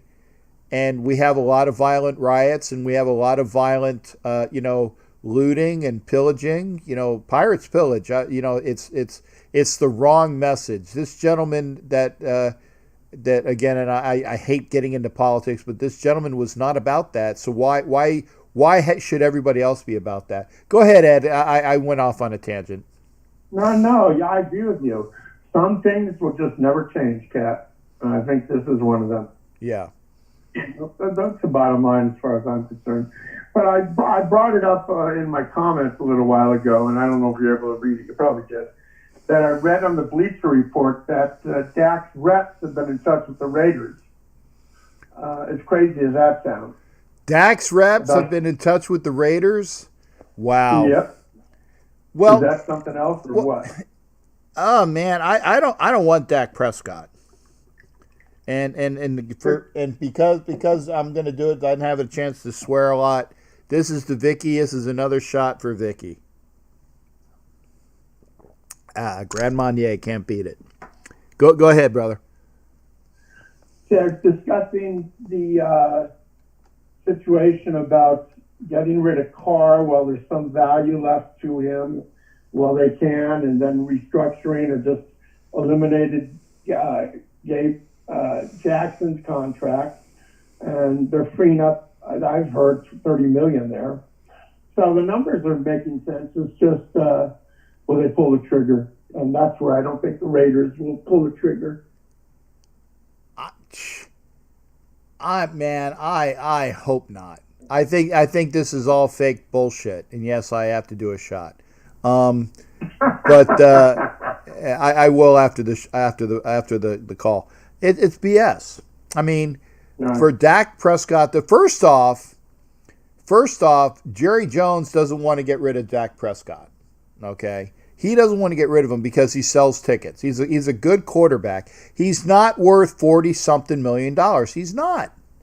No. Okay. We all know that. And for the Raiders to pick him up, see anytime anybody that's disgruntled, what do their agents do? It's kind of like they go back to old. They still think that Al Davis runs this team, because in the olden days, anytime any player was disgruntled, the agent would immediately get on the phone to Mr. Al Davis and say, "Hey, my boy wants to play for the Raiders." Well, that might be true, and Al Davis might have in the past done things to get that player there. Because if you remember right, Mike Haynes was disgruntled in New England. He was disgruntled, and he wanted out. And we ended up trading for Mike Haynes, which was a fantastic coup on our part, because he solidified our defense because he was disgruntled. Matusak was disgruntled. Ted Hendricks was disgruntled. Lyle Alzado was disgruntled. All of these people Right. that were disgruntled with their teams, their agents got on the phone and they got with Al Davis. This is pre-salary cap, people. Pre-salary cap, and Al Davis no Right. longer writes contracts, okay? The Raiders are into people that are worth the money and want to come here and actually perform. And with John Gruden there, he wants to have a certain type of player, okay? And I'm going to say this to you, Ed, and you're not going to like it. Carr is his type of quarterback. So is Mariota. So John has not just one, but two quarterbacks that fit the bill. And that's why he has Mariota backing up Carr. Carr fits the bill. It's just a matter of will Carr be able to do what is asked of him, and we'll see about that. Mm-hmm. No, I agree with what you're saying. Yeah. I agree with what you're saying. Do you seriously think we're going to have baseball this year? I think we will, but I think that the players are actually screwing themselves out of games, because the longer this goes on, I think that eventually it's going to come to a point where when you look at the things geography wise, that when they keep pushing these games back, right? And like Doc was alluding to, all of these possible double headers that they're going to have because they keep pushing the start time back. I think that they're eventually going to come back down to, it's going to be about an 80 game season, because they're not in any hurry to do it anytime soon, and they're just screwing themselves out of money. They are. They're just screwing themselves out of money, and I think eventually we will have baseball. But that's not true, Matt. Jim Plunkett did not come over from the Pats. Jim Plunkett went from the Patriots to the Niners to the Raiders. So he was disgruntled twice. Actually, the Pats got rid of him because of contract wise, and they thought that he didn't fit the bill. He went to San Francisco. San Francisco got rid of him because they thought that he was washed up, and we picked him up as a backup to Dante, and that is his real first name, Dante Pastorini, who we had traded Kenny Stabler to the Oilers for, because Dante had an arm and Kenny did not. So there you go. Did you know Jim Plunkett's parents were blind? Yes, I did. Ed, I got to go. I got to get to this new caller, but thanks for calling in. That was Ed Winchell, and we go to our another caller. Was it 651? Hello. I got you on the line. Who am I speaking to? Crazy Cooter coming at you. Hey, Crazy Cooter, what's going on there, big dog? What you got for me? Oh, what do you think? What's going on in Minneapolis right now? What do you think my words are on that? Well, be quick with it, because I told people I'm not delving into politics, but because I'm not either. It's just being ignorant. Man. Yeah. Come on. What are you proving? And the thing I say about Jack, what's happening? Cooter. These people in Minneapolis don't drive. Yeah. What happened in an hour and a half? Yeah, and again, Cooter, I apologize. There is a phantom caller behind you, and I don't know why. I only have Google Voice up once, and sometimes I get a. I'm just. Yeah. I'll wait. No, occasionally, and I can't see it because I only have Google Hangouts up once, and I'm looking at your call, but I hear the other call, but I don't see it, so I can't do anything about it. So I apologize. Go ahead, brother. It's all good. It's all good, Jack. I'm just tired. I've kept my mouth shut about this whole thing. Right. Because I'm Norwegian, Swedish, and Danish, okay? You think I can keep my mouth shut too long? No, I can't. Okay? I'm a screaming Norwegian. Yeah. That's why I'm a Viking. Okay? There you go. And what they reap is what they sow, okay? And the thing is, where these people are doing this stuff in South Minneapolis, 50% of these people don't drive. And they're crapping in their own hat. Yep. Yeah. And you know what? I don't mean to laugh at these people and stuff like that, but okay, if I was that truck driver that was on that video, did you see the video yet? No, but I will allow you to finish this point and then go on to the next subject. Go ahead, Cooter. About the go. He got across the bridge and he got past the crowd and he let off. If it had been me, hammer would have been down. Oh, so he, the protesters stopped the trucker from his route? Well, he didn't see the thing that was saying that the bridge was shut down at 5 o'clock or 1700. Or somehow. That was a peaceful protest. This guy got exchanged with it, and then he got involved in it. Well, that's all I have to say. You know, what else can I say? Yeah. Well, but aside from that, like I said, and again, I know that that's your home area, but again, I appreciate what this. I gave my view on it because you know we had some calls on it, but I said I don't talk about it here because again, my feelings are and quickly the cop was wrong.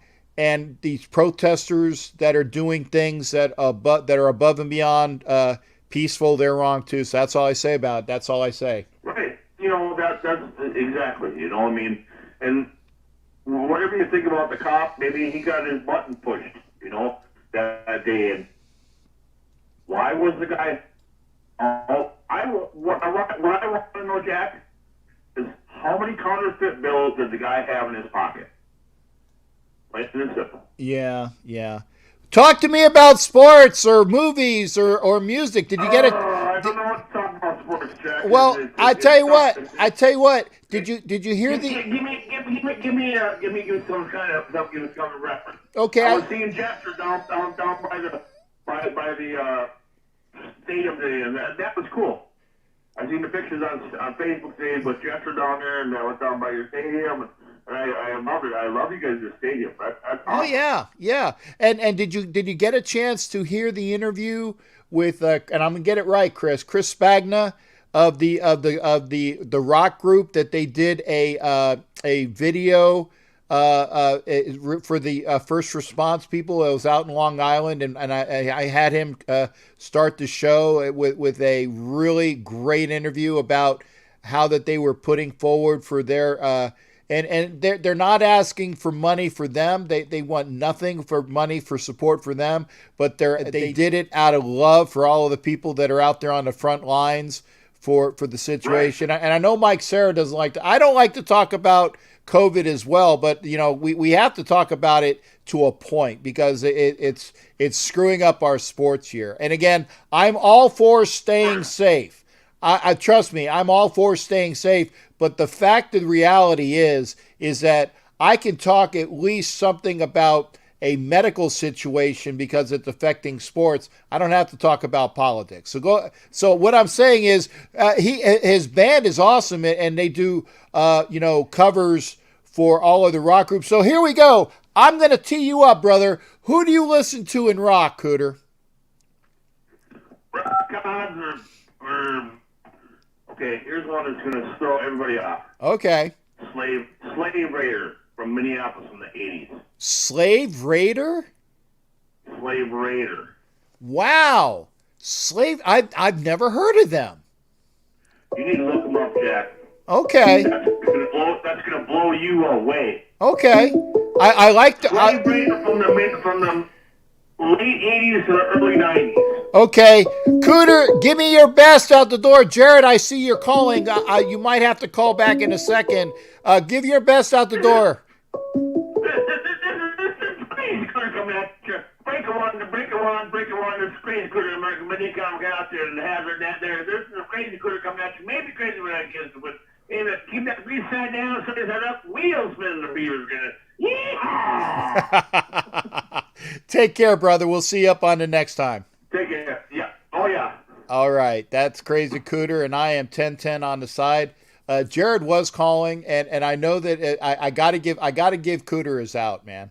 I got to do that. I got to, because if you don't give Crazy Cooter his out, and I love Cooter, man. I can't wait to meet him. I can't wait to meet Jared, because we're going to do that this year. I can't wait to. I met Ed, and it was good to meet Ed, and now we got Jared on the line. Jared, I got you here, brother. I couldn't stop Cooter. I didn't want to cut Cooter off, so I appreciate you calling back. Going on, brother. We gotta have Cooter. Not much. We gotta have Cooter on. It's no problem. I'm doing well, actually, after considering what happened here last night. It was like a scene out of a movie last night, and it's still pretty crazy up here. Okay. I will give. That's all I want to say. Okay. I appreciate that. It's not a good situation everywhere, and like I said, my best to people that have to deal with it. So I just want. Here's the thing. I want everybody. I'm having another shot for Vicky. You guys are making me drink. See this? A shot. You people. Oh. And it's I don't like to do shots of Grand Marnier, because I like to have Grand Marnier where I give them. In fact, I'm gonna sip them from now on, because I hate doing shots of Grand Marnier is stuff you need to sip. You got to sip. Yeah. So that's it. Go ahead, brother. Well, you're talking about movies and you're talking about sports. Howard, first off, happy 78th birthday to a Western PA guy, Howard Joe Willie Namath, and happy 90th birthday to the man with no name, Dirty Harry Callahan himself, Mr. Clint Eastwood, today, turning the big 9-0. Yeah, did you see my graphics in the early part of the show? I saw that. Very cool. I'll have to go back and listen to your guy who you had on earlier in the show. I listened to the tail end of that interview, but I'll have to go back and listen to the guy who was talking earlier. But the guy definitely sounds very cool, and I'll definitely go back to listen. Oh, yeah, man. Great guy. And it's like, make sure. Mike Sarah says I'm getting lit. You guys are making me drink, man. My goodness. Did you get a chance to check out this morning? ESPN had an article, and Buster Olney said this morning. It's just not the 2020 season at stake, but the future of MLB. Yep, I alluded to that. With the collective bargaining agreement. Yeah, I mean, now I'm hearing the reports out from my Pittsburgh newspaper, Howard, today, and I guess this was just within the last little while. It's just, an AP source says that the MLB season players are offering a 114-game season. So how's this going to work then? If it's going to be 114, if they go that way, are you going to go until maybe the middle of late October, early November with this whole thing like we talked about, or how are they going to do it? I don't understand that whole ordeal. Well, see, here's the thing, and I kept saying this, that the owners and the players are going to keep bickering back and forth, and eventually when they figure it out, it's probably going to be like an 80-game season like the owners put forward to begin with, because the baseball players are screwing themselves with the hate and discontent that they have with this. And I think that eventually they're going to have to come to a conclusion. And when they come to a conclusion, it's going to be after the fact. They're not going to get 120 games. They might get 100, which is what I think would be the good compromise right now, is that the players want 120, the owners want 80. Just put it right down the middle, get 100, figure out how to do it, and tell the players that, again, with all of this 100 games that they have, that they're going to have to figure out how to be in better shape. There's going to be more doubleheaders. There's going to be more back-to-back games. There's going to be fewer days off, because they want the games. They're going to have to deal with the games. And if they get injured, that's on them. Yeah. Yeah, it's going to be very interesting to see how, like you said, obviously, of course, in 2 weeks, we're going to see the return of golf, which is really good to see, at the Colonial, and now, like I said, there's a lot of things talking about hockey, and I heard today, as far as hockey goes, they're talking about now, if hockey does come back, they're going to start testing the players every day. Yeah. I mean, which is going to be interesting. I don't know if the NHL will go with that, but they have no choice. If they want to have it back, they're going to have to agree to this demand. Yeah, I mean, but see, I like that. I like the fact that the NHL is being proactive, because you have guys that are in close quarters. It's a very close contact game, and you need to do the checks on that. You got it. You got to have it done. And I even Chris, our caller, said 100 games in 4 months before October. And you can't have that unless, and here's the unless you figure out that you have playoffs in like a neutral site that's indoors. That's the only way to do it. You're going to have games that are going to be not just rained out, that are snowed out. Yeah, right, exactly.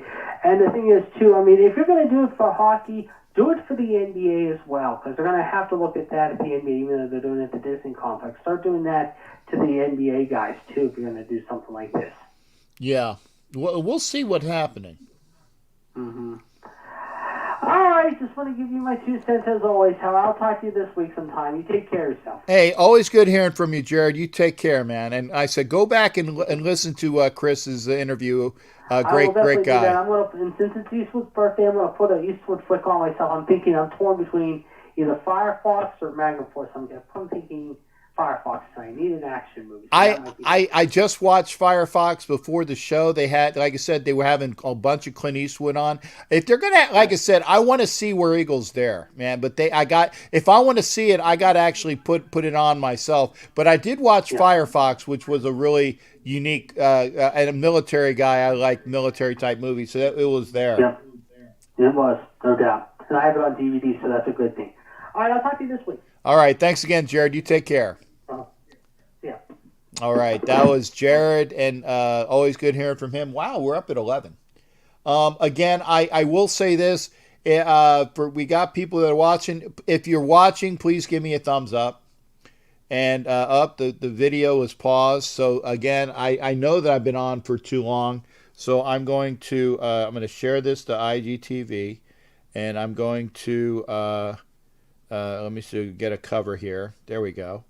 Because I normally don't do this, but I'm doing this right now because I did share this on Instagram. And I normally don't do this, but until I figure out how to do and I wish that Instagram had a what do you call it? A availability that I can pump this out straight up as well, but they don't. And again, I appreciate everybody that was here. It's 31 May.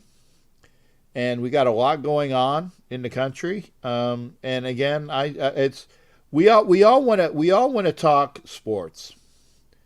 And I know that there's not a lot of sports to talk about. We all want to talk sports, but I don't like talking politics. I don't. Because I don't want to lose people. Watch Grant, 3-show miniseries. Oh yeah, watch. Oh, you love. Yeah, I tell you, I'm definitely a history guy, and in fact, my favorite teacher that I had amongst anybody was, God, and I can't. Oh, and I know I got it, but I don't remember who it is. I got his face. He was a teacher that taught for St. Leo's College, the branch office in Virginia, okay? And I had a whole year of history, back to back. Ron was his name. Yeah, Ron. I can't remember what Ron's last name was, but he was the history guy.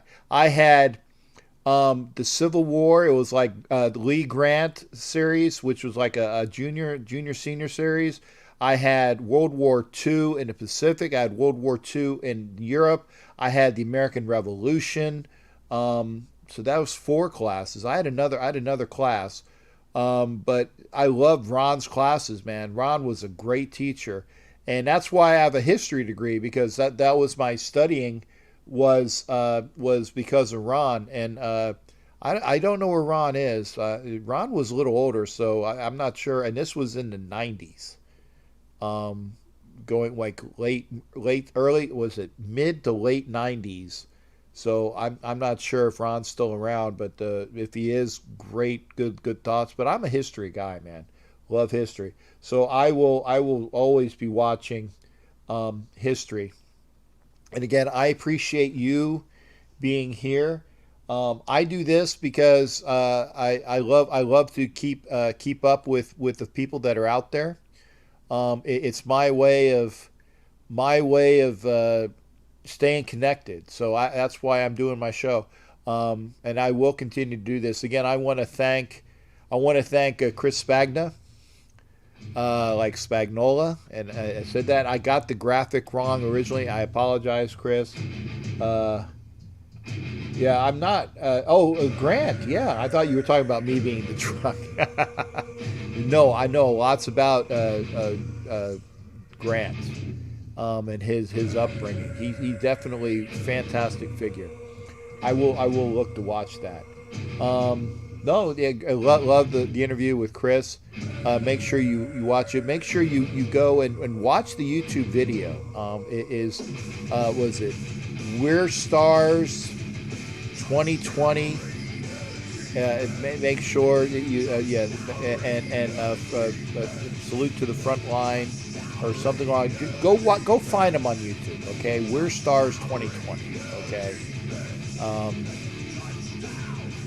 Maybe it's We're Stars Long Island 2020. There you go. Go watch them on YouTube. Give them the views. They'll have some other things. In fact, Chris will probably have some kick-ass rock from doing some heavy graphics. You know, like the really hardcore stuff.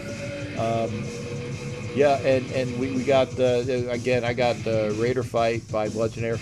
By the way, I'm very happy to say this that when I bitched to YouTube about what was it, Viva Las Raiders, I won.